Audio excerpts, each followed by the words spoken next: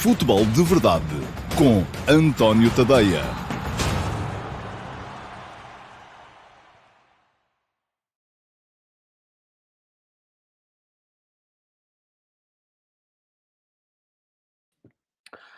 Ora, então, olá, muito boa tarde a todos. Sejam muito bem-vindos à segunda edição de 2025-2026 do Futebol de Verdade. Hoje é quarta-feira, dia 20 de agosto. O Futebol de Verdade devia ter sido ontem, mas eu ontem, infelizmente, não consegui, por compromissos da minha vida pessoal, estar aqui convosco, de modo que esta semana o Futebol de Verdade atrasou um dia relativamente àquilo que é habitual, e o habitual é fazermos aqui sempre o balanço da jornada ao meio-dia e meia, no dia seguinte ao final dessa mesma jornada. Esta segunda jornada da Liga Portuguesa acabou na segunda-feira, à noite, com esse Gil Vicente 0, Flóculo Porto 2, e o normal, portanto, teria sido eu estar aqui ontem, terça-feira, dia 19, ao meio-dia e meia. Não pude, estou hoje, quarta-feira, dia 20, para fazermos não só, e isto vem de bónus, o balanço da segunda jornada da Liga Portuguesa, mas também já a antecipação daquilo que pode vir a ser a ronda europeia das equipas portuguesas, com as presenças nos play-offs da Liga dos Campeões do Benfica, da Liga Europa, do Sporting Clube Braga e da Liga Conferência do Santa Clara. Ora, antes de começarmos com o programa propriamente dito, deixem-me só dizer-vos, porque ontem houve quem ficasse baralhado, que o Futebol de Verdade, esta época, para já, enquanto não tivermos patrocinador, é um exclusivo dos subscritores premium do meu Substack, e, portanto, hoje só quem está a ver e a participar e a comentar, e eu já vou ler alguns comentários que estão aqui na transmissão, são os subscritores premium do meu Substack, em tadeia.substack.com, e vou colocar aqui a passar em rodapé para vocês saberem onde é que podem fazer a respectiva subscrição.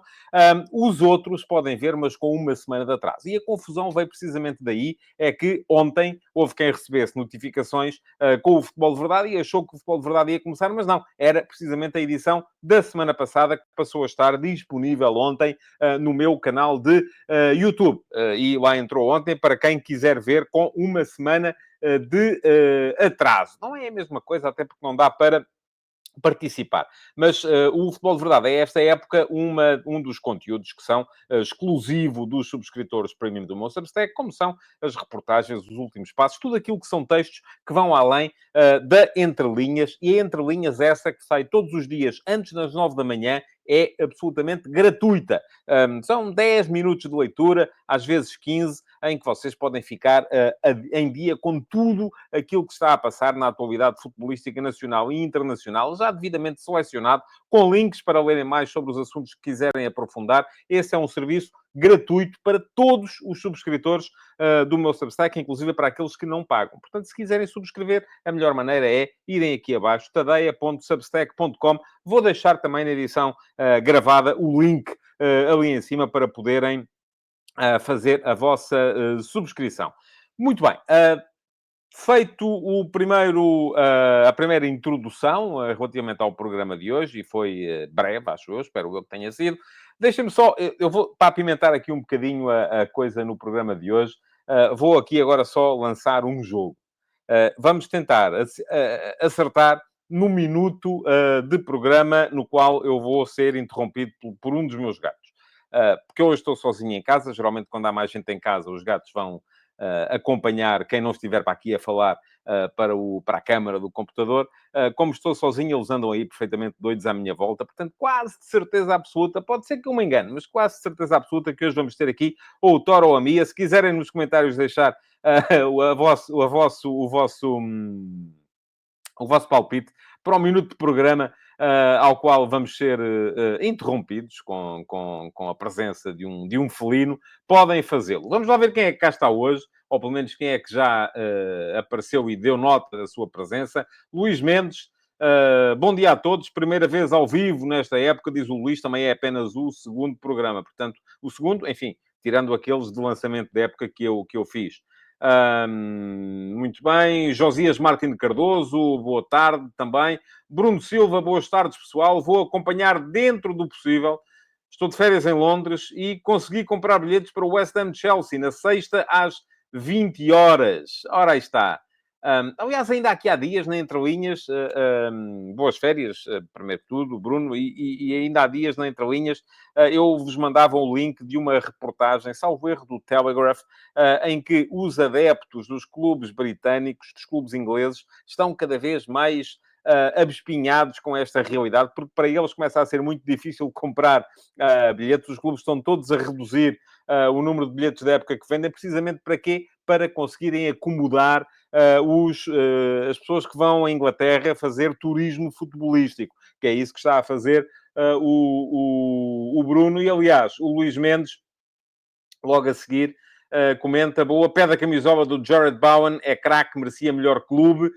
E a razão pela qual os clubes preferem os chamados turistas futebolísticos aos adeptos que comprem bilhetes da época é muito simples. Eles sabem que vai sempre haver gente, e os turistas vão comprar camisolas. Lá está o pedido do Luís Mendes.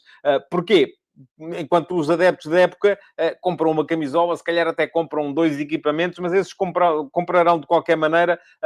Se for rodando mais gente nos estádios, vai haver mais camisolas vendidas, mais merchandising vendido, e isso é bom, naturalmente, para os negócios dos clubes. Rafael Costa, bom dia a todos também. Diogo Araújo, boa tarde. O Bruno Sousa também deseja boa tarde. O Guilherme Pereira, boa tarde a todos. E diz: nada melhor do que o futebol de verdade depois de 24 horas a trabalhar. Guilherme, só se achas que eu te faço dormir com a minha voz, porque depois de 24 horas a trabalhar, o mais normal é a pessoa precisar de dormir. O Guilherme arrisca ainda, minuto 14, em honra ao jogador que mais golos vai marcar hoje. E suponho que o Guilherme, que é benfiquista, esteja a referir-se ao Pavlidis. Hugo Silva, bom dia. Ricardo Pinho, bom dia a todos. O Luís Mendes arrisca ao minuto 33. E para já é assim que estamos de comentários. Portanto, vamos avançar com o futebol de verdade. Vamos falar aqui um bocadinho da segunda jornada. Já sabem que, por enquanto, não estou ainda a fazer a pergunta do dia. Vamos começar a lançar a pergunta do dia para a semana. Portanto, já sabem, aqueles que estão no meu servidor de Discord podem voltar a animar a sala Perguntas do Discord, porque para a semana vamos voltar a ter a pergunta do Discord. Chegou o João Ferreira. Olá, bom dia, João. E deseja bom dia a todos também. Mas estava a dizer, para a semana vamos voltar a ter aqui a pergunta do Discord, e, portanto, quem quiser ir ao servidor do Discord, deixar perguntas, pode fazê-lo, e eu escolherei uma, sempre por emissão, para vir responder aqui de uma forma um bocadinho mais detalhada, porque, enfim, as perguntas que me quiserem fazer durante o direto, até porque não há tempo para preparação, estamos em direto, não serão respondidas de uma forma assim tão detalhada quanto isso. Vamos lá. Segunda jornada da Liga. O que é que vimos? Eu para mim, vou dizer-vos, e fiz essas contas para a entrelinhas no outro dia, porque achei que era estranhíssimo haver, neste momento, 5 equipas com pleno de pontos. Temos o Sporting Clube Braga, temos o Futebol Clube Porto, temos o Futebol Clube Famalicão e temos o Moreirense. Têm todos 6 pontos. E mais, podemos ter uma sexta equipa com pleno de pontos à segunda jornada se o Benfica acabar por ganhar. Enfim, só vamos saber isto lá mais para a frente, lá mais para o final de setembro. Se o Benfica acabar por ganhar o jogo em atraso da primeira jornada, o jogo em casa com o Rio Ave, para o qual é naturalmente favorito. Portanto, temos para já 5 e, na eventualidade de 6 equipas com pleno de pontos ao fim da segunda jornada. Sendo que com uma nuance ainda adicional, é que destas 6 equipas, só uma é que sofreu golos, que foi o Moreirense. Sofreu um golo na primeira jornada. Todas as outras somam, até ver, só balizas a zeros. E, portanto, ganham, não sofrem golos. Agora, aquilo que... E decidi-me um dia destes de manhã, quando estava aqui a preparar a entrelinhas desse dia, decidi-me ir à procura e pensei que ia perder aqui horas à procura de ver há quanto tempo é que não havia tantas equipas com pleno de pontos ao fim da segunda jornada. E cheguei à conclusão que no ano passado aconteceu exatamente a mesma coisa. Isto é, à segunda jornada tínhamos 5 equipas com 6 pontos. Vamos ver se o Benfica lá chega e faz 6. 6, de facto, já é uma novidade, já seria uma novidade, sendo que destas 5 equipas, 4 são repetentes, porque na época passada, à segunda jornada, com 6 pontos, tínhamos também o Sporting, tínhamos também o Futebol Clube do Porto, tínhamos também o Sporting Clube Braga, tínhamos também o Moreirense e a novidade é que este ano temos tínhamos também o Famalicão, perdão, assim é que é, e a novidade é que não tínhamos o Braga, tínhamos o Vitória Sport Clube em vez do Braga. Portanto, essa é a novidade. Mas havia também as mesmas o mesmo total de 5 equipas com 6 pontos à segunda jornada. Portanto, a ideia de vos falar aqui de líderes a passear tem um bocadinho a ver com isso, porque tem sido... Não é que todos os jogos sejam um passeio, mas se formos a ver, o Sporting passeou nos 2 jogos, e já vamos daqui a bocado, quando falarmos das estatísticas da Goal Point, mostrar isso precisamente aqui. O Flóculo do Porto passeou no primeiro. No segundo, o Gil Vicente deu-lhe um bocadinho mais de réplica, mas a verdade é que nunca entrou verdadeiramente na discussão do jogo, embora estatisticamente tenha estado muito à altura do Flóculo do Porto. O Famalicão ainda não sofreu golos. E isto é importante. É uma equipa que está a aliar capacidade para marcar com segurança defensiva. O Braga, enfim, não é que tenha passeado também, porque tanto no primeiro jogo como no segundo, viu os adversários criarem as primeiras situações de golo, mas também continua sem golos na baliza do Ornichek. E o Benfica, é verdade que neste jogo na Amadora acabou por permitir que o Estrela criasse situações de perigo, não criou assim tantas, e daí se calhar a estatística vai nos desmentir, até acabou por criar, mas também ganhou sem sofrer golos. Só o Moreirense é que foi um bocadinho mais apertado, tanto na primeira jornada como na segunda, mas temos tido líderes completamente à vontade, regra geral, nesta Liga Portuguesa. Vamos a ver se o campeonato anima e começamos a ter um bocadinho mais de competitividade. Chegou o Filipe Oliveira. Boa tarde, Filipe, para si também, porque ele desejou aqui boa tarde a todos. Muito bem. Vamos à jornada. A jornada começou na sexta-feira com o Aves Futebol SAD Casa Pia. O Casa Pia, que tinha dado uma imagem pobre de si mesmo na primeira jornada contra o Sporting, e que foi completamente ultrapassado, fez uma excelente partida. É verdade que o AFS ainda perdeu um penalti pelo Rafael Barbosa, antes do Casa Pia marcar, mas depois, confirmação do bom início da época do Plex de Chamba, fez um golo. Ele já tinha sido o melhor na equipa do Casa Pia contra o Sporting, fez o segundo golo. A confirmação também que o Ossundina, que já estava na equipa do Casa Pia na época passada, embora pouco utilizado, pode até vir a ser uma solução melhor do que o Nsoná para jogar na ponta esquerda, porque ele marcou o primeiro golo e acabou por ser uma vitória descomplicada do Casa Pia, que assim respondeu com 2-0 fora à derrota por 2-0 em casa da primeira jornada. Pior o AFS, que volta a perder depois de já ter perdido na primeira jornada. Sábado, começou com o Tondela Famalicão. Eu tenho aqui um par de coisas a dizer sobre este jogo, o Tondela Famalicão. Uma delas, enfim, por um lado, para me juntar, por outro, para me separar da crítica que foi feita pelo Hugo Oliveira, treinador do Futebol Clube Famalicão, ao horário do jogo deste sábado. O jogo foi marcado para as 15h30. E é verdade, tem razão o Oliveira quando diz que, se temos Proteção Civil, se temos o SNS a dizer para as pessoas não estarem na rua, passámos uma vaga de calor, agora está um bocadinho melhor já, mas passámos uma vaga de calor absurda nas últimas 2 semanas. E se temos as entidades responsáveis a dizer para as pessoas não estarem na rua até às 5 da tarde, até às 17 horas, faz zero sentido estar a marcar um jogo de futebol para profissional para as 3h30. Toda a razão. Porquê? Porque não, se calhar não é seguro para os jogadores, está calor a mais, e sobretudo não chama adeptos. Agora, aqui eu meto a primeira questão, que diga assim, mas nós passamos o ano todo a queixar-nos que só temos jogos à noite e quando se marcam jogos para as 3 da tarde, ai, que não pode ser. Também vamos lá ver. Se calhar, neste fim de semana, não era a melhor altura, mas se há coisa que nós nos queixamos também, é que, primeiro, a Liga não marcar jogos para a tarde, só marcar jogos para a noite. E segundo, a Liga não marcar jogos de forma atempada.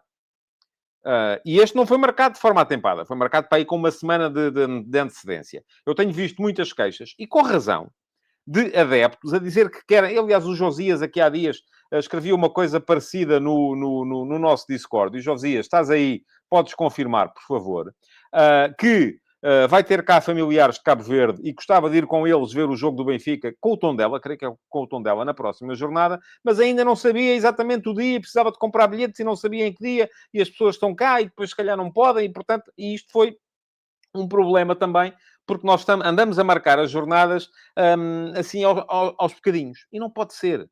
As pessoas têm que conseguir planificar a sua vida e têm que perceber a mais longa distância, quando é que a sua equipa vai jogar, quando é que podem planear ir à bola, para saber se compram bilhetes, se não compram, o que é que se vai passar.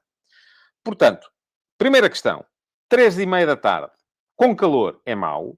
Segunda questão, um bocadinho em contraciclo. Epá, mas se andamos sempre a queixar-nos que só há jogos à noite, agora marcam-se para a tarde, temos que aceitar. Terceira questão, mas isto era se o jogo tivesse sido marcado com mais antecedência, como devia ser. Agora não foi. Foi marcado em cima da hora. Portanto, se foi marcado em cima da hora, já se sabia que estávamos com a onda de calor, faz zero sentido termos marcado o jogo para aquela hora. E sabem o que é que faz ainda menos sentido? É que o jogo seja em Rio Maior. Tivemos 532 espectadores. Estão a ver onde é que é Tondela? Eu, por acaso, podia ter feito aqui um mapa. Não fiz. Estão a ver onde é que é Tondela? Então, estão a ver onde é que é Famalicão? Bom, jogou-se em Rio Maior. Rio Maior é no Ribatejo. Portanto, não há nenhuma razão para se marcar este jogo para ali.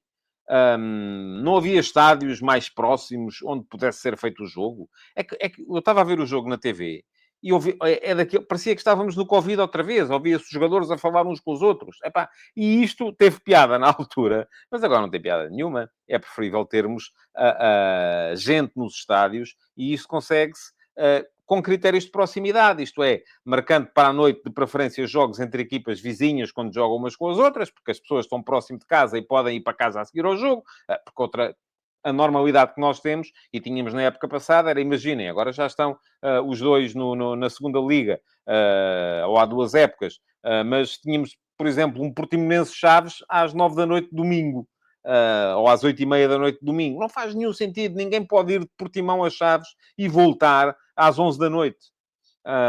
Não é viável. Portanto, este é claramente um jogo que tem que ser marcado para um sábado às 3 da tarde. E isto é que as pessoas têm que começar a pensar e raciocinar um bocadinho em função disto, quando se faz a marcação de calendários. Acho que a Liga trabalha muito mal neste aspecto. Vamos lá ver. O que é que temos aqui de comentários vossos? Porque houve aqui mais gente a chegar e a comentar. Diz o Guilherme Pereira, é possível que essas 5 equipas e meta vençam todas na próxima jornada e na terceira jornada continuemos com o mesmo dado. Vamos a ver se isso vai acontecer ou não. Diz o Filipe Oliveira que Zubizarreta está de saída do Futebol Clube do Porto, confirmação oficial. Filipe, eu por acaso até achava que já tinha saído, mas pronto, se agora é oficial é porque foi feito de facto o comunicado. Josias Martins de Cardoso diz que no verão não faz sentido haver jogos à tarde. Viriato da Beira diz que é incrível o Tondela ter de ir jogar a Rio Maior. E diz com Aveiro, Coimbra e Leiria disponíveis. Mas o Filipe Oliveira acrescenta que Aveiro e Coimbra, esta época, não estão licenciados pela Liga. Confirma o Josias Martins Cardoso a questão dos familiares que estão cá de Cabo Verde para irem ver e que vão ver o Benfica, mas enfim, andaram até à última para saber quando é que ia ser o jogo. Filipe Oliveira diz que é algo sobre o que tem reclamado nos últimos tempos. E o Josias acrescenta que outra reclamação tem que ver com o preço dos bilhetes. Apareceu o Miguel Maia, olá Miguel, a dizer que o horário é horrível. E o André Oliveira, entretanto, também chegou e deseja uma boa tarde a todos. O Luís Mendes diz que a Liga trabalha mesmo muito mal e que esta Liga continua uma fantochada. O fantochada é uma linguagem, enfim, nada contra, é para a gente falar uns com os outros, mas faz-me lembrar outras coisas. Guilherme Pereira, Jorge Costa, Zubizarreta e José Maia, os 3 já foram, infelizmente. O novo projeto do Porto sofre bastante com isto. Bom, e diz que o Guilherme, no caso de Jorge Costa, obviamente pior. Vamos lá, falar de bola. Tondela Famalicão. Ganhou o Famalicão 1-0, um golo do Elisó, com um bom remate da meia-lua. Pareceu-me depois que o remate não foi tão colocado assim. E que o guarda-redes Bernardo do Tondela poderia eventualmente ter feito mais. Ele depois redimiu-se quando evitou um autogolo um pouco depois. Até aí tínhamos visto um jogo dividido.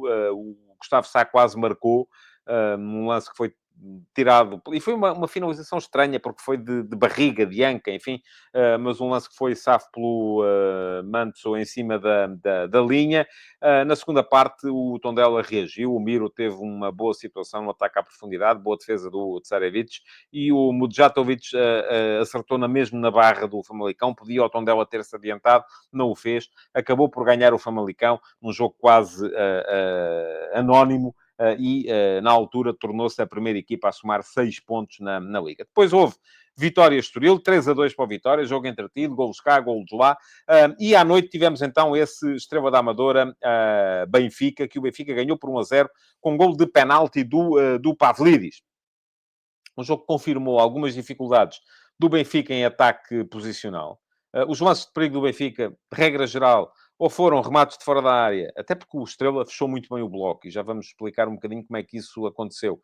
Ou foram em bolas paradas, ou foram em ataques rápidos, lances em que a equipa recupera a bola e aproveita o facto do Estrela estar um bocadinho desposicionado para meter a bola em zonas perigosas, em transições mais rápidas. É uma forma de atacar como outra qualquer. Agora, continuo a dizer, faltam ao Benfica argumentos em ataque posicional. E para já, a coabitação entre o Ivanovic e o Pavlidis não está a funcionar da maneira como eventualmente pode até vir a funcionar. Vamos a ver se vem o 10 que o Benfica reclama, ou que o Bruno Lage...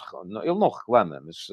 ou pelo menos não reclama quando fala connosco, mas se calhar reclamará em privado quando fala com a direção desportiva, porque a verdade é que me parece que faz falta ali um jogador, embora depois também me pareça estranho que haja um segundo ponta de lança a custar o que custou o Ivanovic, se for para ficar mais vezes no banco do que como titular, porque aí já não me parece que faça muito sentido. Mas vamos lá, olhar para o jogo. O Benfica com o mesmo 11 de sempre. O jogador mais perigoso, o Orsnes, a partir do corredor direito. Ele está convertido num... Enfim, é uma espécie de terceiro médio, porque o Benfica joga com o Barrenet cheia e o Richard Rios no meio.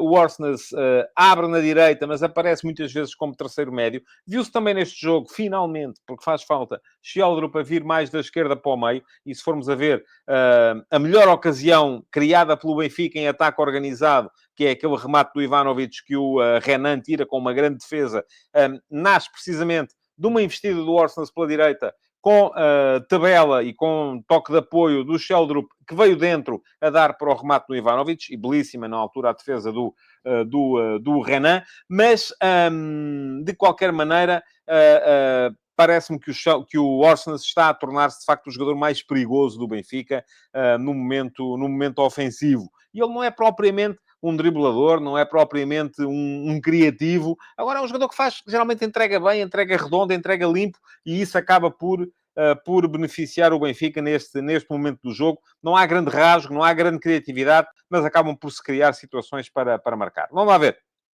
O Benfica não ganhou para o susto, ainda assim, porque podia ter-lhe corrido mal. Marcou de penalti, no tal penalti do Pavlidis. Antes disso, o Dal já tinha tido 2 remates de fora da área que levaram algum perigo à baliza do Renan. Mas a melhor ocasião da primeira parte, ou melhor, a primeira boa ocasião, verdadeiramente boa ocasião de golo do jogo, é criada pelo Estrela num livre estudado, que é marcado curto para o lado esquerdo, cruzamento, e depois a entrada do Chernev completamente à vontade na pequena área, com tudo para marcar. Chernev é canhoto, deu de pé direito, tinha que dar de pé direito, ali não dava para dar de esquerdo, e acabou a bola por sair para fora. É verdade que o Benfica respondeu depois lá está, Orsnes a criar o desequilíbrio, a aparecer dentro, a rematar, o remate ia torto, Pavlidis ainda lhe deu de calcanhar, podia ter sido gol, se fosse gol era um golaço, mas acabou por não ser. Antes do golo do Benfica, ainda há uma grande defesa do Trubin, num remate do Gastão. O Trubin desvia a bola para o poste. Há um cabeceamento do Godoy ao lado, depois de um livre do Lopes Cabral, que o Trubin aqui já não me parece que tenha sido eficaz na maneira como defendeu para a frente. Também me pareceu que o Godoy estaria fora de jogo e que o lance a ser golo teria sido anulado. De qualquer maneira, a bola foi para fora, não foi anulado, só entrou mesmo na estatística. Até final, Ainda houve, então, essa grande defesa do Renan na finalização do Ivanovic, na jogada de que eu vos descrevi há bocado, e um lance em que o Kikas, quase no final, perde o empate quando vai, não vai à vontade, mas vai para a cara do Trubin e mete-lhe a bola em chapéu, ela sai por cima. Já disse aqui, dificuldades do Benfica em termos de ataque posicional, acho que se pede mais dos médios. O Barrenetxea, apesar de tudo, com algumas aberturas interessantes, não é jogador para aparecer muito no último terço, mas geralmente a maneira como vira o jogo acaba por dar algum perigo ao jogo do Benfica.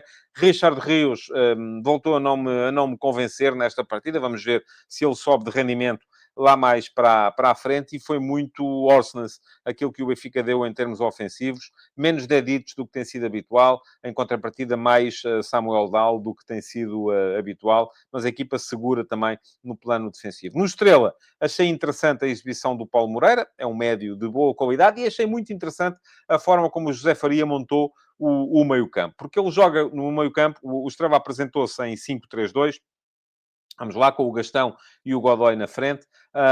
O Paulo Moreira como médio mais posicional, e depois dois médios interiores, que são, na verdade, dois avançados. O Marcos Abraham e o Jovem Cabral são dois atacantes. E, aliás, quando entrou o Rodrigo Pinho, entrou também para aquela posição. É uma curiosidade interessante nesta equipa do Estrela, a maneira como são avançados quem aparece a jogar ali naquela posição. Vamos lá ver o que é que vocês têm para dizer sobre o Benfica.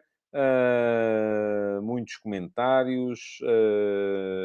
Ainda o Guilherme Pereira diz: gosto do Famalicão este ano. Perdão. E já perdeste a aposta, Guilherme, porque os gatos, entretanto, sossegaram. Eu comecei a falar e lá está, a minha voz deve adormecê-los. Creio que acabará por instalar-se confortavelmente como equipa da primeira metade da tabela e com participações regulares nas competições europeias, talvez já este ano. Aliás, essa é uma das coisas que eu, todos os anos, na minha previsão da classificação final da Liga, que faço sempre no dia em que começa o campeonato, tenho sempre o Famalicão ali a lutar pelas posições europeias, e depois eles, a meio do campeonato, dão a volta à coisa, mudam a equipa, mudam o treinador e acabam por se espalhar ao comprido. Vamos a ver se é este ano. Diz o Luís Mendes: adormeci 3 vezes a ver o Benfica. Não sei se neste momento, em Moçambique, onde está o Luís, se é mais tarde. Mas se calhar foi por causa disso, Luís. Josias Martins Cardoso: Rios vejo com grande hype, mas não espero muito mais dele. Com Lages terá de ser um criativo a tomar conta da equipa em ataque posicional, porque a Lages acho que faltam ideias para isso. E diz o Luís Mendes: sim, faltam um 10 ou um segundo avançado. O Pavlidis e o Ivanovic juntos para já não funcionam bem. Guilherme Pereira: acho que o meio-campo de Enzo e Rios sem um terceiro médio... pergunta-me se eu acho que o meio-campo Enzo e Rios sem um terceiro médio de alguma forma funcionará. Eu acho que pode funcionar. Agora, falta, de facto, quem joga um bocadinho mais nas entrelinhas. Pode ser o segundo avançado a fazer isso. Pode ser o Orsnes vindo da direita. E diz o Luís Mendes, mais uma vez, dizer que o Enzo Barrenetxea é uma agradável surpresa e que o Orsnes faz tudo bem. Pergunta ao Hugo Silva se Orsnes não é prejudicado pela polivalência, porque não se fixa na posição. Eu este ano está a jogar sempre ali. E está a jogar bem, tem sido com regularidade o melhor do Benfica. E é isso que responde também o Luís Mendes. Se é prejudicado, não parece. O homem joga bem em qualquer posição. E responde ainda ao Hugo Silva, pois joga, mas está sempre a mudar e a tapar buracos. Diz o Josias Martins Cardoso que Dal foi o melhor em campo do lado do Benfica. Os melhores lances do Benfica vieram do lado dele. E o Luís Mendes esclarece que em Moçambique neste momento é mais uma hora, e não foi mesmo pela falta de qualidade do jogo. O Miguel Maia diz que Rios parece uma desilusão. Josias Martins Cardoso: Hugo Oliveira deve ser caso raro de passagem de treinador de guarda-redes para treinador principal. Olha o Farioli, Josias. Era treinador de guarda-redes também e neste momento é treinador principal. Bom, vamos lá embora. Seguir com a jornada, porque temos que avançar. Domingo, entramos no domingo. Rio Ave Nacional, 1-1. Não vi o jogo, só vi mesmo o resumo, mas realço que o Nacional empatou quando estava a jogar com 10 há imenso tempo, por expulsão do Ulisses. E depois tivemos esse Alverca Braga, em que o Braga, tal como na primeira jornada, começou mal. Mas eu tenho muita dificuldade em definir aquilo que é o Braga neste momento. Porque o Braga, eu dá-me ideia que o Carlos Vicens está ali um bocadinho ainda a fazer duas equipas.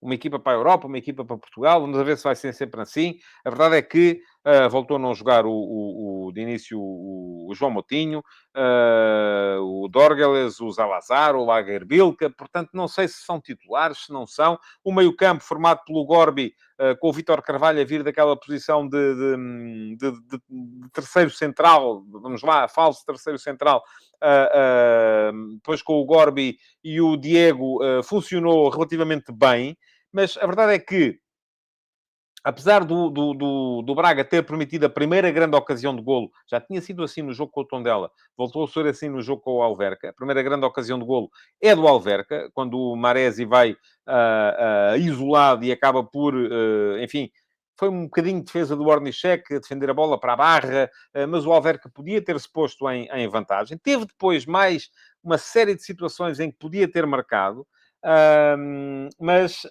o Braga cedo se pôs em vantagem. 11 minutos, 1-0, um remate fulminante do Diego Rodrigues no meio da rua. Pareceu-me que houve alguma culpa do André Gomes, o jovem guarda-redes que o Benfica emprestou ao Alverca. A bola não é assim tão colocada. É verdade que dá uma curva, tem ali algum efeito na ponta final, mas acho que o guarda-redes podia e devia ter feito mais. E fico também com essa sensação no segundo golo do Braga, em que o cruzamento do Roger, o André Gomes não vai aliás, é o problema do André Gomes, do meu ponto de vista, é que não é um guarda-redes muito físico neste tipo de bolas, saídas a cruzamentos. Há um cruzamento do Roger, ele não afasta o cruzamento de forma decisiva, a bola acaba por ficar ainda nos pés do Leonardo Lelo, que a entrega para a finalização do Ricardo Horta, e ao quarto de hora o Braga estava a ganhar 2-0. Foi assim. Depois ainda há um penalti, marcado pelo El Ouazzani, ainda na primeira parte, 3-0, jogo resolvido. Continuo à espera de perceber o que é que vai ser este Alverca. É verdade que teve mais dificuldades nesta segunda jornada do que na primeira, o adversário era melhor, mas acho que há ali muito espaço ainda para crescer. Aliás, foram mais de 30 jogadores novos, não é? Portanto, há razões para que a equipa possa ainda crescer. Agora, a questão aqui é outra. É de percebermos se vai ser dado tempo ao Custódio ou não. Vamos a ver. O Custódio é um treinador especializado em jogadores jovens. Ele trabalhou no Braga B nas camadas jovens e depois no Braga B durante anos. Este Alverca tem muita gente nova.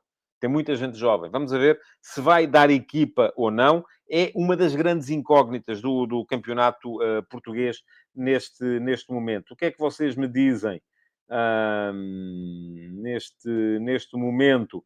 Josias Martins Cardoso, Gorbi com excelente início da época, parece que tem a confiança do treinador. E o Bruno Sousa diz, Braga cheio de jogadores para as alas do treinador, não conta muito com esse tipo de jogadores. O Braga está embalado com o início de liga fácil que tem, mas não prevejo uma época fácil com estas ideias quando começar a complicar. É por isso que eu também estou à espera de perceber. Eu não vejo maneira, muito francamente, de o Carlos Vicente abdicar do Leonardo Lelo à esquerda e do Roger à direita. Não vejo maneira. Agora, vamos a ver se é isso se ele vai mantê-los ou não. Porque a verdade é que começou sem eles, sem um e sem o outro, com adaptações. Salazar a jogar encostado à esquerda, o Dorgalés a jogar encostado à direita, e depois muita complicação, uma multiestrutura que os jogadores me pareceu que ainda não estavam aptos para compreender. Vamos esperar mais um bocadinho, eu acho que é preciso esperar para perceber o que é que vai dar de facto este Braga. Ainda no domingo, vitória do Moreirense nos Açores contra o Santa Clara. Santa Clara com 2 derrotas a arrancar o campeonato. Vamos ver também se tem que ver com a presença nas preliminares das provas europeias, ou se é mesmo uma questão de aquela receita do Santa Clara da época passada, solidez, pouco risco, e capacidade de aproveitamento acima da média, que se vai dar por um segundo ano seguido. E eu acho difícil que dê. Aliás, eu acho que o próprio Vasco Matos terá percebido isso, estará a tentar introduzir ali algumas nuances mais ofensivas e por isso mesmo a equipa acaba por se perder um bocadinho. Neste jogo, aliás, foi num lance em que o Santa Clara tenta sair a jogar e há uma excelente recuperação do Diniz Pinto a pressionar na frente o lateral direito do Moreirense, depois a combinar também e a fazer a assistência para o golo do Schettine, um antigo avançado do Santa Clara. E, aliás, o Schettine ainda esteve à beira de visar O Moreirense jogou pouco, ou atacou pouco, jogou muito pela certa, mas a verdade é que teve as melhores situações de perigo do jogo. E o Gabriel Batista ainda faz uma grande defesa, mesmo a acabar a primeira parte, em que podia ter dado o 2-0 à equipa do Moreirense. De resto, pouca inspiração ofensiva do Santa Clara. Esperemos que corra melhor nos jogos com o Shamrock Rovers. O primeiro já amanhã, quinta-feira, na primeira mão do play-off da Liga Conferência, porque era importante para o futebol português ter as 5 equipas na fase de Liga das provas europeias. Vamos lá ver quem é que está aqui mais... Muito bem. Diz aqui o Filipe Oliveira, nesta jornada apenas foram utilizados 50 jogadores com 21 anos ou menos, enquanto algumas das grandes transferências na Europa são feitas nessa faixa etária. Pois eu vi, ainda não tive tempo para ler, mas vi qualquer coisa do Luís Sobral, aqui no Substack dele, sobre isso. Não sei se foi isso que o Filipe está a citar. Diz o Filipe Oliveira também que o Alverca contribui muito para isso. Chegou o Luís Leal, que diz, só tive a oportunidade de começar a ver agora. Um abraço a todos, um abraço para si também, Luís. Vamos então continuar. Ainda falta vermos o que se passou então no Sporting Aroca e no Gil Vicente Porto, que foram os dois jogos que encerraram esta jornada. Começamos com o Sporting Aroca, que foi no domingo. Foram 6-0. É verdade que o jogo teve crónica analítica. Foi o jogo da semana do meu Substack esta semana, por isso teve crónica analítica. Quem quiser lê-la é dar um salto ao Substack. Foram 6-0. Podiam ter sido 8, mas eu vou dizer-vos aqui uma coisa. Eu gostei mais do Sporting contra o Casa Pia do que do Sporting contra o Aroca. Porque pareceu-me que o Sporting contra o Casa Pia trabalhou mais o jogo. Contra o Aroca, enfim, há uma série de situações que vieram provocar isto, e uma delas, naturalmente, é a expulsão do Dylan Nandin. Foi expulso aos 30 minutos, deixou o Aroca a jogar com 10 apenas, peço desculpa, estava aqui a vir uma crise de soluços, que não é nada boa. Mas deixou o Aroca a jogar com 10 apenas à meia hora. Agora, a verdade é que o Sporting já estava a ser melhor nessa altura e portanto, o Sporting não ganhou o jogo porque o Aroca jogou uma hora com 10. Se calhar goleou porque o Aroca jogou uma hora com 10. E a verdade é que, de facto, o Aroca perdeu capacidade para ser perigoso daí para a frente. Mas, vamos lá ver. Se o Aroca, dos 30 aos 90 minutos, teve uma ação na área do Sporting e um remate enquadrado, dos 0 aos 30, quando estava com 11, teve duas ações dentro da área do Sporting e 0 remates enquadrados. Aliás, o Aroca estabeleceu um novo máximo, e eu, por acaso, acabei por não selecionar esse dado para daqui a bocadinho, quando falarmos das estatísticas, estabeleceu um novo máximo, ou melhor, um novo mínimo, assim é que é, o novo mínimo de ações na área num jogo desta liga, que foram 3. Teve apenas 3 ações dentro da área do Sporting, isto é, 3 jogadores tocaram a bola dentro da área do Sporting. Foram 2 na meia hora em que o Aroca teve 11 contra 11, e foi 1 na hora em que o Aroca esteve 10 contra 11. Portanto, é diferente, sim, o Aroca perdeu capacidade para chegar à frente, verdade, mas mesmo na meia hora em que esteve 11 contra 11, estava a dividir mais o jogo, mas não é que estivesse a ser perigoso. O Sporting apareceu com a mesma lógica posicional. E eu li uma coisa no Twitter aqui há dias e, de facto, vou explorar um bocado isso porque me parece que é um bocado isso que acontece. Está aqui o João Ferreira a dizer que isto está com muitos cortes. Pois peço desculpa, hoje estou ligado por cabo. Agora, a verdade é que a internet não anda muito famosa, não. Mas estava a dizer que li uma coisa e vou explorar um bocado isso porque me parece que faz algum sentido. Que o Rui Borges tem uma visão muito mais relacional do que posicional do futebol. O Luís Leal diz que para ele não há cortes. Portanto, se calhar, o problema, de facto, é mesmo do João Ferreira. Não estás, se calhar, estás no meio do Jerez a fotografar e acontecem essas coisas. O Filipe Oliveira também diz que a transmissão está perfeita. Ainda bem. Bom, mas estava a dizer, vamos lá, não posso perder aqui o fio à meada. E afinal, vamos lá ver, olhem, quem apostou nos 42 minutos é capaz de ter razão, porque a Mia está a descer de cima da estante e vai aparecer aqui agora, precisamente neste momento, acho eu. Afinal, não, sentou-se. Vamos a ver. Ela está a ver se quem é que tem a aposta certa. Ia dizer, bom, isto é, é, uma, é um mistério. Vamos lá ver se não acontece. Ia dizer que li alguns no Twitter, e vamos lá voltar a considerar-nos, que o Rui Borges tem uma visão muito mais relacional do que posicional do futebol. E é um bocado verdade. E aí está ela, pronto, apareceu. Foi aos... Não pode ser, Mia. Tens que ir para o chá. Pronto, peço imensa desculpa. Eu já sabia, por isso é que eu estava aqui a interromper a coisa, e quem apostou nos 39 minutos de programa, mas ela insiste. Quer mesmo ir para aquele lado. Quer vir para trás da minha cadeira. Tenho que deixar, desculpem lá. Pronto. Bom, diz o Guilherme Pereira que por acaso agora também está com cortes. O Luís Mendes diz que não tem cortes, portanto, vamos lá ver, é capaz de ser. Eu vou ter que me reconcentrar. Ela agora parece que ficou sossegadinha aqui na cadeira. Eu fico sentado na pontinha e ficamos assim. Bom, estava a dizer que li alguns no Twitter, agora sim, vamos lá avançar. Que o Rui Borges tem uma visão muito mais relacional do que posicional do futebol. E faz sentido isso, porque aquilo que vemos é uma multiestrutura do Sporting em que os jogadores assumem, de facto, sobretudo relações entre eles. Isso é muito visível, por exemplo, na relação que é estabelecida entre o Pedro Gonçalves, o Trincão e o Ponta de Lança. Porquê? Porque no 4-2-3-1, o Pedro Gonçalves será o extremo esquerdo, o Trincão será o 10. O ponta de lança, o Soares, é o ponta de lança. Mas depois, quando a equipa está a jogar, quem abre na esquerda é sempre o lateral esquerdo. Já foi assim com o Maxi Araújo na primeira jornada e na Supertaça, e voltou a ser assim com o Ricardo Mangas no jogo contra o Aroca.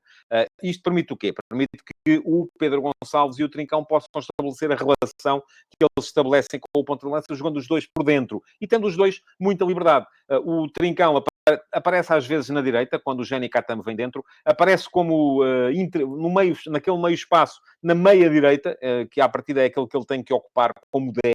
E porquê é que o 10 não joga mesmo nas costas do ponta de lança? Porque na meia-esquerda vai aparecer o Pedro Gonçalves. Isto permite que o Sporting tenha sempre uma linha de 5 na frente, à qual se junta muitas vezes ainda o Morita, o que permite que a equipa passe a adotar uma linha de 6. Isto é muito difícil de defender e o Sporting tem sido muito forte. Lá está, se o Benfica tem tido dificuldades em ataque posicional, em ataque organizado, o Sporting tem tido no ataque posicional o seu ponto mais forte do jogo. Quase sempre muito bem. Eu acho que criou mais até, inclusive, no jogo contra o Casa Pia do que neste jogo contra o Aroca. Porquê? O adversário era mais frágil, talvez. Tem que ver com aquilo, do meu ponto de vista, tem que ver um bocadinho também com aquilo que foi o posicionamento das duas equipas e com aquilo que foi a atitude das duas equipas no momento defensivo. Mais pressionante o Aroca, sobretudo quando esteve em 11 contra 11, menos pressionante o Casa Pia, mais dado a sair a jogar com uma saída baixa, embora atraindo a pressão para depois esticar o Aroca, menos dado a esse tipo de futebol, o Casa Pia. O que é que isto provocou? Provocou que muitas vezes o Sporting, neste jogo contra o Aroca, tenha optado por ligar diretamente dos defesas para os avançados, muitas vezes ignorando a zona de meio campo. Houve muito... Isto também pode ter que ver... Enfim, o futebol não é uma ciência exata. Nós podemos aqui encontrar N justificações para cada coisa. E pode ter que ver com o facto do Sporting estar a jogar neste jogo contra o Aroca com dois defesas centrais cuja principal arma em termos de construção é o passe progressivo. É a capacidade para meter a bola com perigo na linha da frente, que era o De Bast e o Gonçalo Inácio. O Diomande também o faz, é verdade, mas o De Bast fala o mais. E o Gonçalo Inácio, então, fala o mais do que os outros dois. Portanto, tudo isto são hipóteses para justificar aquilo que foi, de facto, o início difícil do Sporting. O Sporting rematou a primeira vez aos 20 minutos e fez golo. Mas fez golo, lá está, na exploração de um... E o Aroca tinha dois remates de fora da área até esse momento, também não tinha sido perigoso. Mas o jogo estava difícil para o Sporting. O Sporting tinha posses não tão prolongadas assim, posses mais lentas, mais rápidas, porque perdia a bola rapidamente. Porquê? Porque metia risco desde muito cedo. Muitas vezes a tentar ligar, lá está, diretamente dos defesas para a linha da frente. Agora acontece que foi num lance assim que o Sporting marcou. A tração ao lado direito, como a equipa faz muitas vezes também, para quê? Para arranjar espaço para o Mangas ou para o Maxi Araújo, quando era ele, aparecer do lado esquerdo. Ligação direta, neste caso, do De Bast no Trincão, o Trincão a afagar a bola, boa explosão do Soares, que ganhou na dividida com o guarda-redes, teria sido penalti se a bola não tivesse sobrado para o Ricardo Mangas que fez gol. Depois, o 2-0 vem numa bola parada, penalti, que também nasceu numa bola parada, porque há um pé nas costas do Adil Nandinho, no Gonçalo Inácio. 2-0 marcado pelo Soares.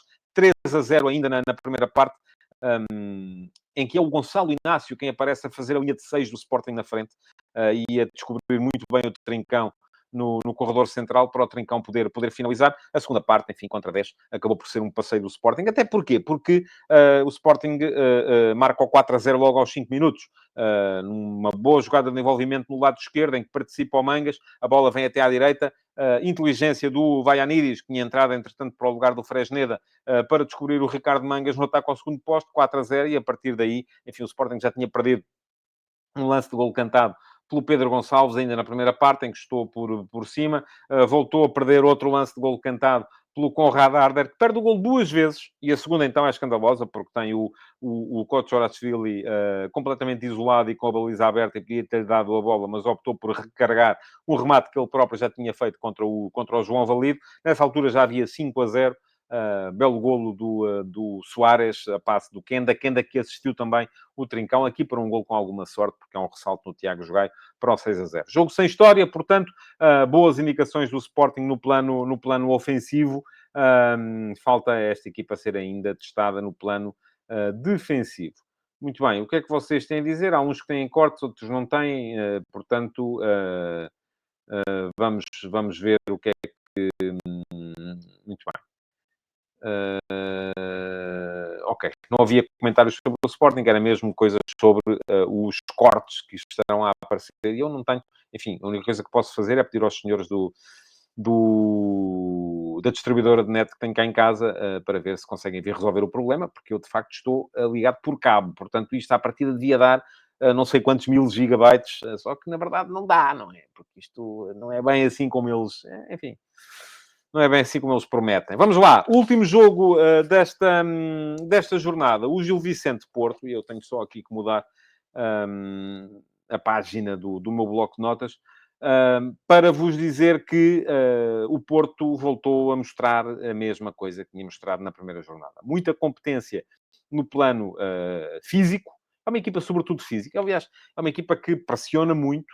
Assume as referências individuais na fase de pressão dentro do meio-campo adversário, chega a meter 6, 7 jogadores. Se o adversário consegue passar aquela primeira linha de pressão, pode ter problemas o Porto, atenção. Porquê? Porque depois fica destapado. Mas raramente os adversários têm sido capazes de o fazer. Foi um Porto que no início até mostrou um Samu mais associativo do que é habitual. Estava a fazer um belíssimo jogo o Samu até se lesionar. Pergunta-me aqui o Luís Leal se não tenho o Wi-Fi do PC ligado. Se está por cá, convém desligar o Wi-Fi. Desliguei. Já tenho muitos anos disto. São muitos anos a virar a frangos. E, portanto, diz-me aqui o Luís Mendes é que pode ser do microfone. Isso é que já acho que é mais possível. Mas esperemos que não. Mas estava a falar do Porto. Bom, um jogo melhor do Samu em termos de futebol associativo, conseguiu muitas vezes tabelar com os jogadores que apareciam perto dele. PP quase sempre muito por dentro, a dar o lado direito ao Alberto Costa. O Alberto Costa parece-me que piorou um bocadinho de rendimento relativamente à primeira jornada, pior do que no jogo contra o Vitória. Em contrapartida, bom jogo do Zaidu. Parece-me que surpreendeu pela positiva e ele ocupou ainda a posição do Francisco Moura ou do Martim Fernandes, ambos lesionados. O Francisco Moura já esteve no banco, já estaria, se calhar, pronto para qualquer eventualidade. Não foi preciso, mas já deve jogar, se calhar, no próximo desafio. Mas foi um bom jogo do Zaidu, a dar sempre velocidade e largura e profundidade no corredor esquerdo, onde o Borja muitas vezes também apareceu a vir para dentro, embora o Borja seja, neste esquema do Porto, um jogador mais aberto do que é do outro lado, o PP. Depois, muita imponência também da criatividade do Gabriel Veiga, da dimensão física do jogo do Verholt, e o Verholt, de facto, acabou por marcar o primeiro golo da partida num pontapé de canto, apareceu à frente do Elimbi, atrás do Pablo, mas foi mais forte no ataque à bola aérea ao cruzamento do Gabriel Veiga. Porto a ganhar 1-0 ainda na primeira parte, o Samu logo a seguir quase fazia o 2-0, e à meia hora o Gil Vicente entrou no jogo. E aqui, com 1-0 no jogo, o Gil Vicente, de facto, é uma equipa que sabe jogar. é uma equipa que tem bons argumentos com bola, foi sempre capaz de procurar uma maneira limpa de sair da pressão do Porto, e quando a pressão do Porto afrouxou um bocadinho, coincide um bocado também com a saída do Samu, não sei se a equipa ficou afetada, se foi mesmo porque o Luke de Jong não pressionou tanto como estava a pressionar o Samu. A verdade é que o Porto, a partir da meia hora, permitiu que o Gil Vicente entrasse no jogo e podia o Gil perfeitamente ter marcado. Reparem, há dois remates ao minuto 34 do Bermejo e do Luís Esteves, ambos podiam ter dado golo. Forrolt ao minuto 41 salva na linha uma finalização do Boatu após uma confusão dentro da área. E ao minuto 42, após um canto, mais uma bola que sobrou para um remate do Luís Esteves, que sai perto do poste. Podia o Gil Vicente perfeitamente ter empatado, não o fez. A abrir a segunda parte, o PP, após uma boa jogada do Gabriel Veiga e do Zaidu, apareceu à frente do Conan, o defesa esquerdo, ganhou muito bem a posição, agressivo no ataque ao espaço, apareceu a finalizar 2-0, e a partir daí o Gil até chegou a ter 2 pontas de lança, o Pablo e o Varela, dividiu sempre o jogo, acabou por dividi-lo em termos estatísticos. Se formos a ver, o Gil Vicente faz 14 remates, o Porto faz 15, o Gil Vicente cria um total de golos esperados de 1.12, o Porto de 1.55, portanto a diferença não foi assim tão grande. O Gil devia ter feito um golo, não o fez, e quando não o fez, nunca chegou verdadeiramente a reentrar em termos da discussão do resultado. Portanto, acaba por ser uma vitória justa, simples, sem espinhas, do Futebol Clube Porto em Barcelos, a fazer também 6 pontos. Bom, comentários vossos. O Luís Mendes diz Zaidu, grande craque. O Zaidu é um bocadinho, eu até vou dizer, acho que é um bocado injusto. É um bocadinho de saco de pancada no nosso servidor de Discord. Há até muitos adeptos do Porto que gostam um pouco daquilo que o Zaidu faz. Não me parece que ele seja tão mau assim. E dizendo ao Luís Mendes que gosta do César Peixoto porque montou muito bem a equipa. É verdade, as equipas do César geralmente jogam. E tentam se jogar sempre apoiado, lá está, prolongar as posses, ter bola, chegar com perigo à frente, à área do adversário, e isso acaba por ser positivo para a maneira como a equipa joga. Vamos lá, já estamos com quase uma hora de programa e eu não quero passar da hora, mas temos ainda os recordes da jornada para ver aqui. E vamos a isso. É uma secção do Futebol de Verdade feita com o apoio da Goalpoint e das estatísticas da Opta Sports, porque há sempre aquelas verdades escondidas em cada jornada da Liga que nós podemos aqui destapar, porque com o acesso aos dados. Vou só tirar daqui o banner para poderem aparecer os quadros em toda a sua plenitude. E o primeiro é já este. Vamos falar aqui do recorde de golos esperados que o Sporting estabeleceu no jogo contra o Aroca.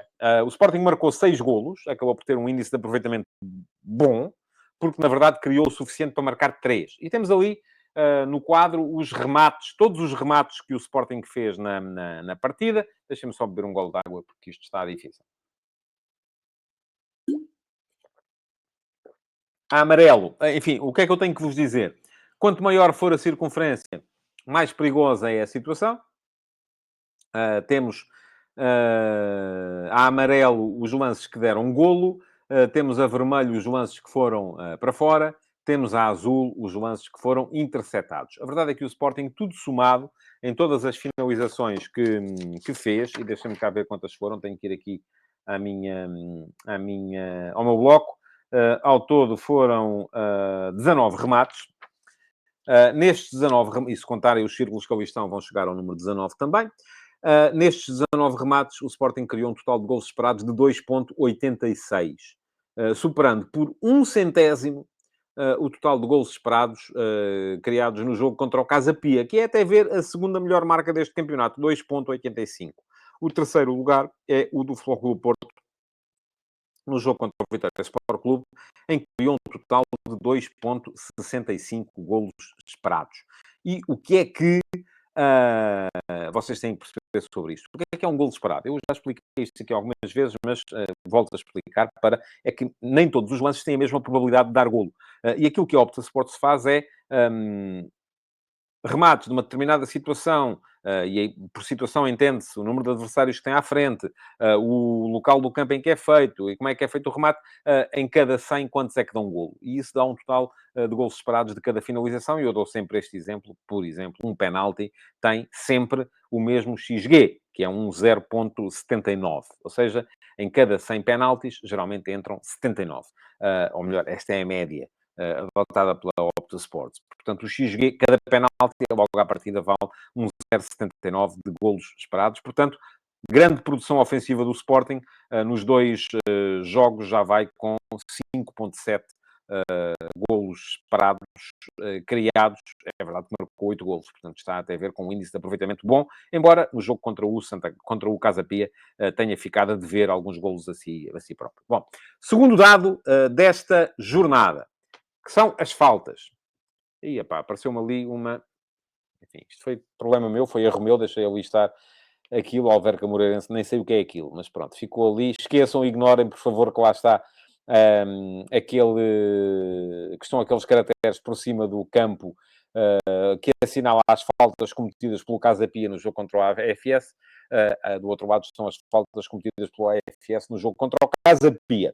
Isto porquê? Porque este jogo, o AFS Casa Pia, teve 40 faltas assinaladas. Não é brincadeira, meus senhores. Tendo em conta que o jogo terá tido pouco mais de 40 minutos de tempo útil, é uma falta por cada minuto, quer dizer que a cada minuto o árbitro está a interromper uma vez. Não há maneira de jogar futebol assim. Não sei se são os jogadores que fazem muitas faltas, se são os jogadores que cometem muitas faltas, ou se são os árbitros que se defendem demais. E tivemos então 40 faltas no AFS Casa Pia. Foram 20 para cada lado, curiosamente. Então elas foram divididas irmamente. O segundo jogo com mais faltas também foi desta jornada. O Estrela da Amadora Benfica teve 37 faltas. O AFS Casa Pia foi apitado por Pedro Ramalho. O Estrela Benfica por Héler Carvalho. E teve as mesmas 37 faltas do Nacional Gil Vicente, que foi da primeira jornada, que foi apitado por David Silva. Em termos de máximos individuais, Barrena Cheia, no Benfica Estrela, estabeleceu um novo máximo individual de faltas cometidas no jogo. Foram 8. Cometeu 8 faltas nesta partida. O segundo lugar nesta tabela é ocupado por Lisiero, do Nacional, no jogo contra o Rio Ave, que foi nesta jornada também, cometeu 6 faltas. E o Matias de Amorim, também nesta jornada, no Famalicão Santa Clara, também cometeu 6 faltas. Vamos para o terceiro quadro, e temos 5 quadros sempre em cada edição do Futebol de Verdade. E o terceiro é este. Vamos falar de passos progressivos. Aquilo que eu vos estava a dizer há bocado. Temos aqui os 25 passos progressivos que o Gonçalo Inácio fez no jogo contra o Aroca. E quem estiver com atenção olha para ali e diz assim, epá, mas está ali um passo que é para trás. Porque é que é um passo progressivo? Porque é um passo que dá finalização. E geralmente os passos que dão finalização também contam como passos progressivos. O Gonçalo Inácio fez 25 passos progressivos neste jogo contra o Aroca.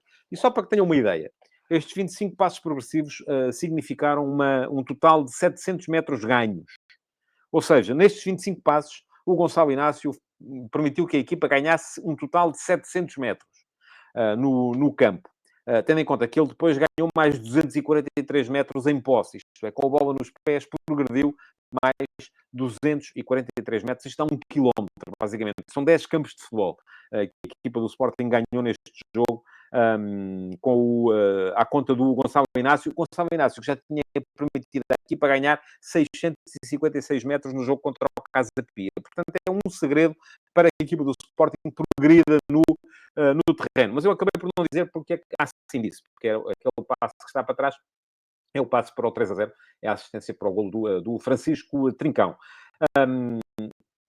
Para que vejam, a segunda melhor marca neste campeonato, em termos de passos progressivos completos, atenção, são os passos que entram, de facto, em colegas de equipa, portanto, não é só chutar a bola para a frente, é preciso que a bola fique na posse da equipa. A segunda melhor marca é de Marcelo, do Moreirense, no jogo contra o Alverca, na primeira jornada, fez 11, e o Debaste, neste jogo contra o Aroca também, somou 10, sendo que os 10 passos progressivos do Debaste contra o Aroca significaram um ganho posicional de 495 metros. Portanto, isto também tem muito que ver com o facto do Aroca ter ficado a jogar com 10 e a jogar muito atrás no campo. Temos mais 2 quadros ainda, e o quarto quadro de hoje é este. Tem a ver com o índice de eficiência ou de ineficácia. Caso eu traduzi isto diretamente do inglês, e era melhor ineficácia do que ineficiência, mas às vezes acontece. Bom, o Alverca, no jogo com o Braga, marcou 0 golos, mas criou um índice de golos esperados de 2,18. Isto é, devia ter marcado entre 2 e 3 golos. Não marcou nenhum. O que é um problema, naturalmente, para a equipa. E temos ali também os golos esperados da equipa do Alverca. Mais uma vez, golos a amarelo não há nada, porque o Alverca não marcou. Mas temos a vermelho os lances que foram para fora e a azul os lances que foram bloqueados ou defendidos. Portanto, muita ineficácia por parte da equipa do Alverca. Criou 2,18 golos esperados, não marcou nenhum. O Benfica no jogo com o Estrela e o Estrela no jogo com o Benfica, lá está.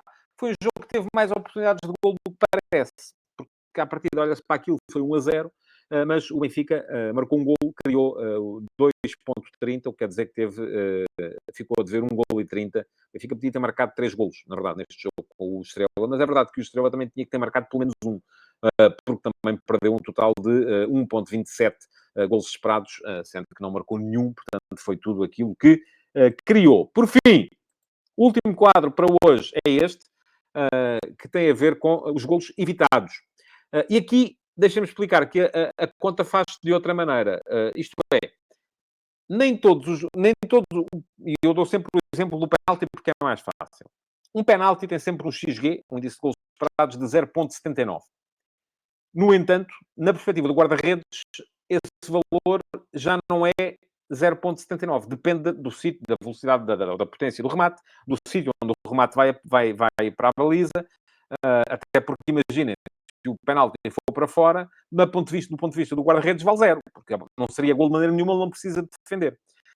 Apesar de ser um 0,79 em golos esperados no ponto de vista do marcador, é 0,0 em golos salvos no ponto de vista do guarda-redes. Portanto, aqui temos um outro índice, que é o de golos evitados, que tem a ver com o local onde os remates vão à baliza, a potência com que vão e, portanto, se deviam ser golo ou não, que é o chamado XAG, é precisamente o total de golos que cada guarda-redes devia ter sofrido. Ora, Lucas França, guarda-redes do Nacional, no jogo com o Rio Ave, evitou 2 golos. Bem vistas as coisas, estão ali os remates, a azul as defesas, a amarelo o golo que entrou de facto. Na verdade, Lucas França devia ter sofrido 2,82 golos e só sofreu 1. Portanto, evitou praticamente 2 golos. É 1,82. Igualou a melhor marca deste campeonato, que era do Patrick Sequeira, do Casa Pia, no jogo contra o Sporting, que tinha também evitado 1,82 golos, porque na altura, mesmo sofrendo 2, devia ter sofrido pelo menos outros 2. Tsarevic, guarda-redes do Famalicão, no jogo com o Tondela, é o terceiro desta classificação, com 1,38 golos evitados. Vamos olhar aqui para os vossos comentários. O que é que vocês têm para dizer? Deixem cá ver. Ora bem, o Miguel Maia, deixem-me só pôr aqui o telefone, porque eu aqui agora os comentários tenho que os ver no telefone. Diz o Miguel Maia que Barcelos é um campo difícil, bom jogo de ambas as equipas. Bruno Sousa que o Gil Vicente e o Nacional parecem muito equipas de treinador. Diz o Miguel Maia que Zaidu é bom jogador, não é craque, mas cumpre. Luís Mendes diz que também gosta do Tiago Margarido. E o Frederico Ramos diz que está com um som mau. Bom, vou mesmo ter... É capaz de ser mesmo do microfone. Admito que seja isso, vou ter que ver e peço imensa desculpa, vou tentar corrigir. Mas eu agora aqui também estou a ver com algum arrasto, portanto pode não ser só do microfone. Eu acho que vou mesmo ter que chamar cá os senhores da internet para ver se eles vêm resolver este problema. Bom, meus amigos, não se esqueçam que hoje vamos ter já a Benfica na Liga dos Campeões, é às 8 horas, 20 horas. O Benfica vai jogar em Istambul com o Fenerbahçe. Vai ser um jogo engraçado de ver. Depois vamos ter ainda também amanhã os jogos do Sporting Clube Braga com o Lincoln Red Imps de Gibraltar, e o Braga é favorito naturalmente a seguir para a fase de Liga da Liga Europa, e ainda do Santa Clara com o Shamrock Rovers da República da Irlanda, e aqui eu não me levem a mal, mas já dou o favoritismo com mais dividido, porque me parece que o Shamrock Rovers, aliás, o Shamrock Rovers na época passada jogou a fase de Liga da Liga Conferência e apurou-se para o play-off. Portanto, não é uma equipa tão fraca assim, e é uma equipa bem mais forte do que o Larne. Se a vossa expectativa era encontrar uma equipa parecida com o Larne, da Irlanda do Norte, que o Santa Clara eliminou na terceira pré-eliminatória, pois desenganem-se, porque estes são mais fortes. Bom, despeço-me com amizade, como dizia o engenheiro Sousa Veloso, até ao próximo programa, mas o Futebol de Verdade volta para a semana, depois da terceira jornada da Liga Portuguesa. Muito obrigado por terem estado aí e já sabem, para a semana, a seguir à terceira jornada, cá estarei para mais uma edição do Futebol de Verdade. Até lá e não se esqueçam, naturalmente, de ver futebol. Futebol de Verdade